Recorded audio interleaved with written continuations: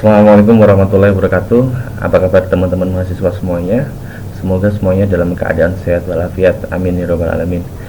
Baik, bertemu lagi kita dalam perkuliahan dengan mata kuliah Administrasi dan Organisasi Bimbingan dan Konseling di Sekolah. Sebagai awalan sekaligus pengantar, saya akan sedikit menyampaikan gambaran tentang mata kuliah ini, yakni dengan tema yang berjudul Eksistensi Bimbingan dan Konseling di Sekolah.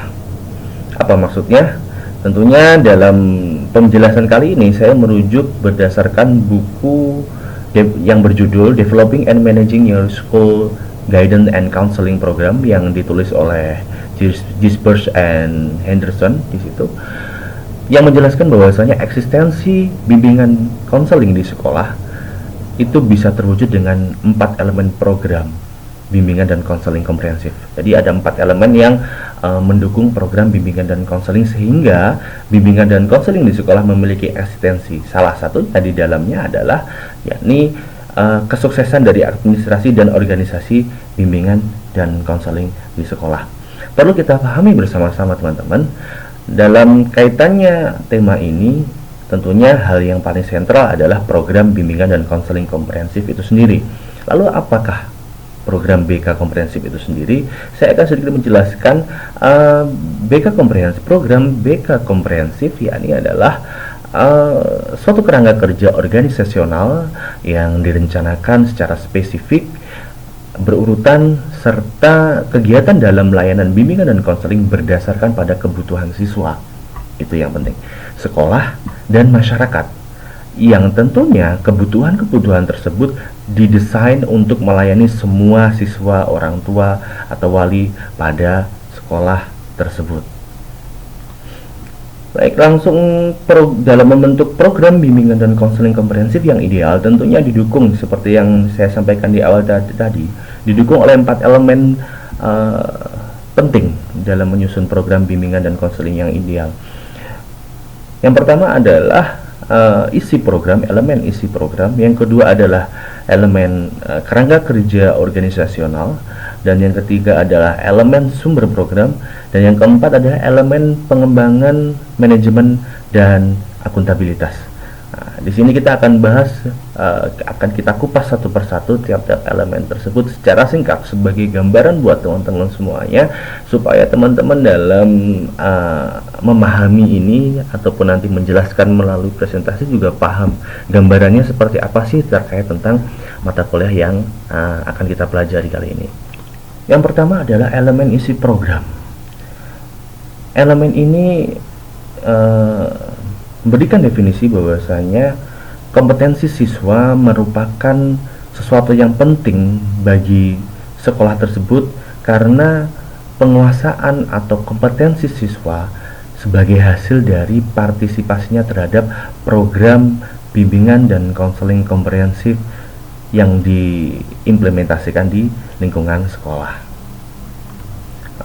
Meninjau tujuan pendidikan di lingkungan sekolah di Indonesia, diperlukan untuk mengetahui keterampilan dan sikap apa yang harus dikembangkan bagi siswa sebagai hasil dari partisipasinya dalam kegiatan dan layanan program bimbingan dan konseling komprehensif. Sekali lagi, yang menjadi tujuan dalam bimbingan dan konseling yaitu adalah fokus pada prestasi akademik, lalu pengembangan karir dan pengembangan pribadi sosial. Meskipun demikian, tentunya kita tetap dapat meninjau pada standar internasionalnya. Ya, ini adalah yang biasa digunakan ada 2, yaitu adalah American School Counselor Association National. Itu kalau yang di Amerika. Ada juga asosiasi lagi itu ACA, Asosiasi Counselor Australia. Dan karena saya ini merujuk penjelasan dari ASCA, American School Counselor Association National Model, tentunya saya akan banyak menjelaskan berdasarkan perspektif dari ASCA, Asosiasi School Counselor Association.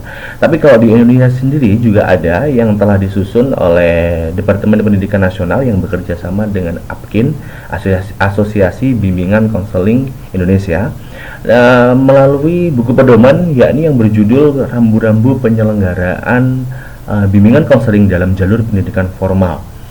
Nah, jadi standar atau model atau rambu-rambu ini diadaptasi dalam program bimbingan dan konseling komprehensif yang ada di sekolah.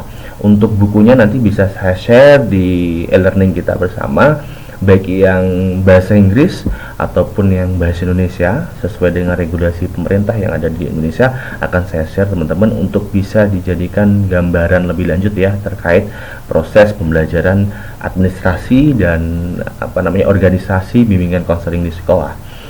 Nah, di dalam ASCA kembali lagi karena saya merujuk dari ASCA.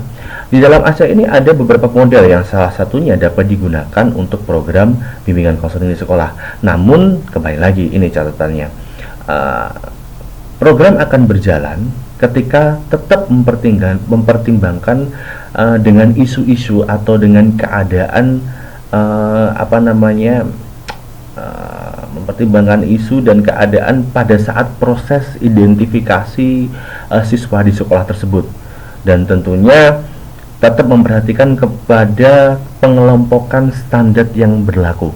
Nah, kalau di Indonesia kita mengenal dengan istilah standar kompetensi kemandirian peserta didik sesuai dengan klasifikasinya sekolah dasar, sekolah menengah pertama atau sekolah menengah atas atau sekolah menengah kejuruan atau disingkat SKKPD. Nanti juga bisa saya share di e-learning terkait gambaran SKKPD itu seperti apa.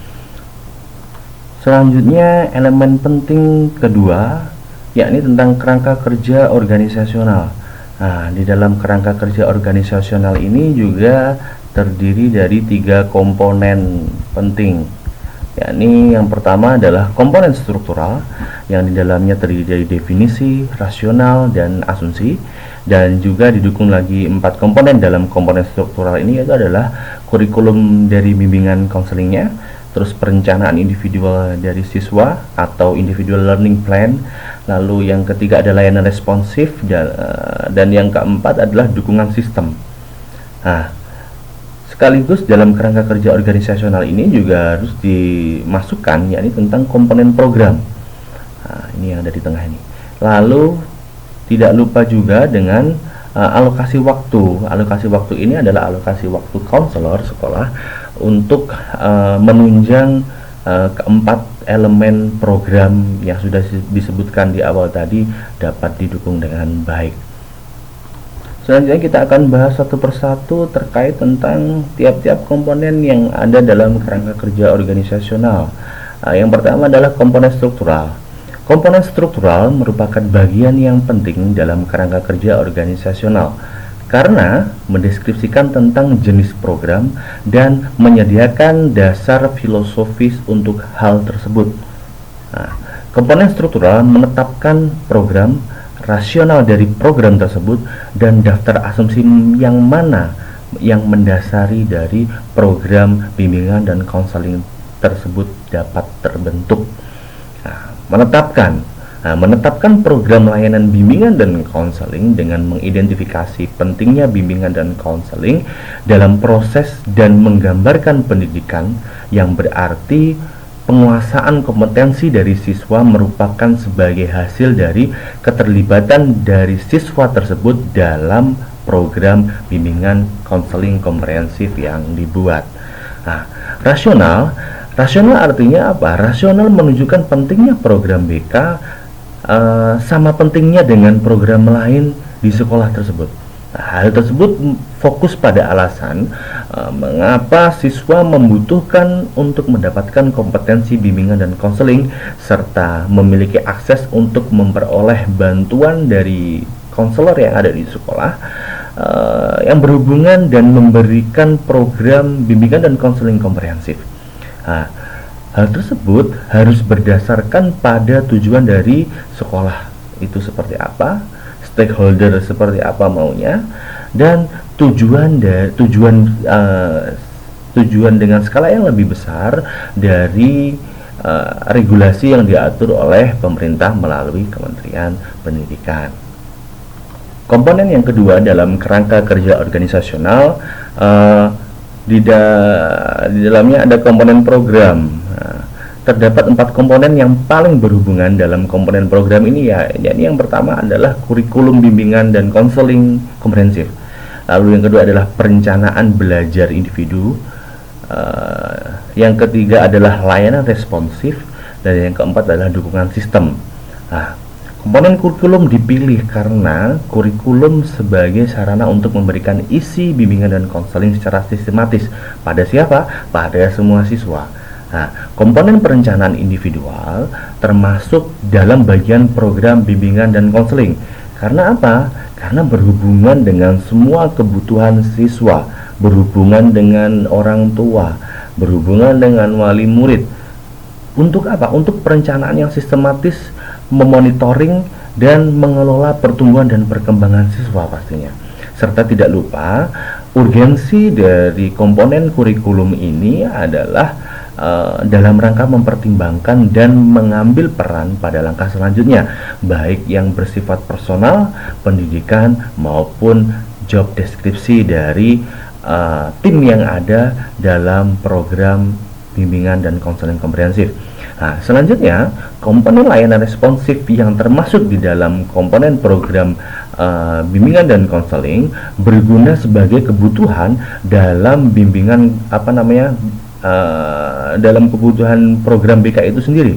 Nah, tujuannya untuk menanggapi secara langsung, segera, dan fokus pada siswa melalui konseling individu, konseling kelompok kecil, atau referral, atau konsultasi langsung dengan siswa yang lain, guru, dan mungkin ahli-ahli yang bersangkutan dengan kebutuhan yang ada di sekolah tersebut. Nah, komponen dukungan sistem. Nah, komponen dukungan sistem ini juga termasuk dalam komponen program. Sebab kenapa? Sebab diakui untuk proses bimbingan dan konseling atau bimbingan dan konseling lainnya secara efektif, sejenis dengan dukungan kegiatan program bimbingan dan konseling. Seperti apa contohnya? Ya, pengembangan staf. Baik pengembangan staf itu maksudnya pengembangan staf bimbingan dan konseling ya, baik yang sifatnya kuantitas atau yang sifatnya kualitas. Kualitas dalam hal kompetensi, profesionalitas bimbingan dan konselornya. Lalu yang kedua ada selain pengembangan staf BK, ada penelitian dan evaluasi. Penelitian itu biasanya dilakukan oleh guru terkait untuk melihat proses evaluasinya atau juga sebaliknya. Serta pengembangan kurikulum tersebut juga masuk di dalam komponen dukungan sistem, teman-teman ya. Komponen yang ketiga dalam kerangka kerja organisasional yaitu adalah alokasi waktu. Nah, di sini alokasi waktu tidak harus diterapkan untuk semua konselor di setiap jenjang pendidikan di sekolah, gitu ya. Jadi setiap konselor sekolah di lingkungan sekolah tersebut harus mempertimbangkan bagaimana mereka menggunakan waktunya secara profesional, di mana tentunya disesuaikan dengan kepentingan dalam pengembangan dan implementasi program BK komprehensif. Nah, terdapat kriteria nih di sini yang dapat dipertimbangkan konselor sekolah untuk kaitannya komponen alokasi waktu. Nah, alokasi waktu mempertimbangkan pada keseimbangan program itu sendiri. Bagaimana keseimbangan itu maksudnya gimana ya? Kesesuaian dari program tersebut. Mungkin bisa alokasi waktu ditentukan berdasarkan kelas tertentu mungkin, dan tentunya tetap alokasi waktu ditentukan pada isi dari program tersebut, yang mengacu pada 4 elemen penting yang telah dijelaskan sebelumnya di awal tadi. Coba dibuka lagi, dipahami lagi apa kira-kira 4 elemen dalam menunjang program BK komprehensif guna mewujudkan eksistensi BK di sekolah. Elemen yang ketiga guna menunjang program BK komprehensif yaitu adalah sumber program. Meskipun sumber program tiap lingkungan sekolah itu berbeda, sumber program ini merupakan hal yang sangat penting dan wajib dilaksanakan secara totalitas dalam program bimbingan dan konseling komprehensif. Sumber-sumber yang dibutuhkan dalam sumber program ini kita bisa lihat bersama-sama. Ini coba. Nah, sumber-sumber programnya terdiri dari apa saja? Dari ini. Yang pertama ada sumber personal, yang kedua ada sumber finansial, dan yang ketiga ada sumber kebijakan. Mari kita kupas satu persatu ya teman-teman ya. Sumber personal. Sumber personal dalam program bimbingan dan konseling komprehensif itu berhubungan dengan yang pertama ada konselor sekolah, ada kepala staf atau koordinator BK, ada kepala sekolah atau stakeholder yang di dalamnya ada kepala sekolah, ada komite, ada masyarakat, dan mungkin juga administrator yang ada di sekolah, guru atau wali kelas. Lalu mungkin personil yang berkaitan dengan program bimbingan dan konseling, ada mungkin tata usaha juga di situ. Nah, semuanya itu memiliki peran dalam program bimbingan dan konseling. Nah, walaupun konselor sekolah sebagai tim yang bertugas dalam memberikan layanan secara utama dalam layanan konseling ini dan sekaligus koordinator program BK, nah, keterlibatan kerjasama dan dukungan dari guru dan pihak-pihak yang sudah saya sebutkan tadi itu sangat dibutuhkan. Untuk apa? Ya tentunya untuk kesuksesan program yang telah disusun, program BK yang telah disusun dalam kegiatan bimbingan dan konseling. Keterlibatan atau kerjasama dan dukungan dari orang tua, wali murid, stakeholder, dan personil-personil yang tadi itu diperlukan untuk apa? Untuk partisipasi siswa secara menyeluruh dalam apa? Ya, dalam hal mensukseskan atau goals dari program bimbingan dan konseling. Yang kedua ada sumber finansial. Sumber finansial ini merupakan kesesuaian dan sumber finansial yang memadai juga penting dalam program bimbingan dan konseling komprehensif, teman-teman. Nah, kategori sumber finansial untuk program mencakup tentang anggaran belanja, bahan, peralatan, dan fasilitas.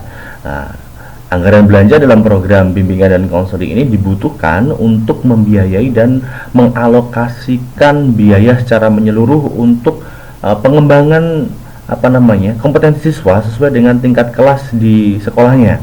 Nah, bahan dan peralatan dibutuhkan untuk kegiatan bimbingan dan konseling dengan menerapkan 4 elemen program secara komprehensif tadi. Ada apa saja? Jadi coba. Yang pertama ada elemen kerangka kerja organisasional, sumber program, yang ketiga dan yang keempat apa? Pengembangan manajemen dan akuntabilitas. Nah, fasilitas yang didesain dengan baik untuk setiap elemen, keempat elemen tadi itu, setiap elemen diorganisasikan untuk memenuhi kebutuhan program bimbingan dan konseling yang diperlukan. Yang ketiga, dalam sumber program ada sumber kebijakan. Nah, apa itu sumber kebijakan? Sumber kebijakan dalam program bimbingan dan konseling perkembangan mencakup kebijakan wilayah atau pemerintah yang bersangkutan dengan hukum, aturan, dan regulasi. Dari mana? Dari Kementerian Pendidikan, baik yang sifatnya di daerah ataupun di pemerintah pusat. Dan pernyataan yang tentunya pernyataan penting sumber kebijakan ini, pernyataan penting dari siapa? Dari asosiasi profesional dan standar yang berlaku. Kalau di Indonesia untuk konsel BBK di sekolah itu di asosiasinya itu ada namanya Asosiasi Bimbingan Konseling Indonesia atau APKIN. Nah, kebijakan pemerintah melalui Kementerian Pendidikan yang jelas dan singkat diperlukan untuk kesuksesan dan pelaksanaan BK di sekolah. Nah, kebijakan tersebut yang menyatakan bahwa dukungan rambu-rambu tindakan atau arahan yang didasarkan untuk mempengaruhi dan menentukan keputusan sekolah yang menyangkut di dalamnya program bimbingan konseling, yang juga dari program bimbingan konseling tersebut juga tentunya telah merujuk pada aturan dan regulasi serta standar yang ditulis, diadaptasi, dan diimplementasi. Dan yang terakhir, elemen yang keempat, yaitu adalah elemen pengembangan manajemen dan akuntabilitas dalam program bimbingan dan konseling komprehensif yang menjelaskan tentang 5 fase transisi yang mengacu pada pelaksanaan program bimbingan dan konseling secara komprehensif. Nah, fase tersebut yaitu apa? Yang pertama adalah merencanakan, yang kedua adalah mendesain, yang ketiga adalah mengimplementasi, yang keempat adalah mengevaluasi, dan yang kelima yaitu adalah meningkatkan.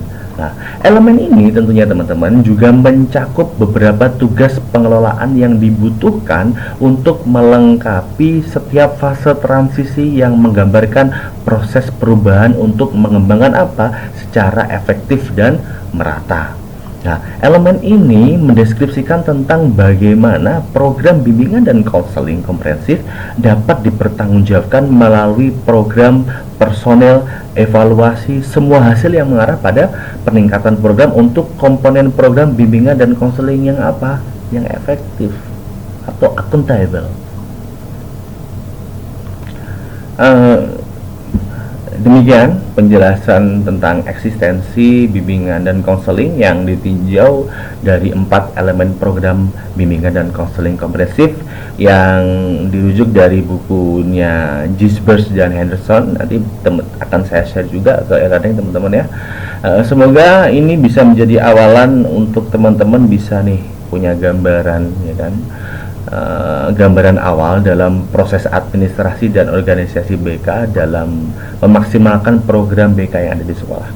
Ada kurang lebihnya saya mohon maaf, semoga bisa membantu teman-teman semuanya untuk awalan mempelajari ini. Ihdinas shiratal mustaqim, wallahul muwaffiq ila aqwamit thoriq. Assalamualaikum warahmatullahi wabarakatuh.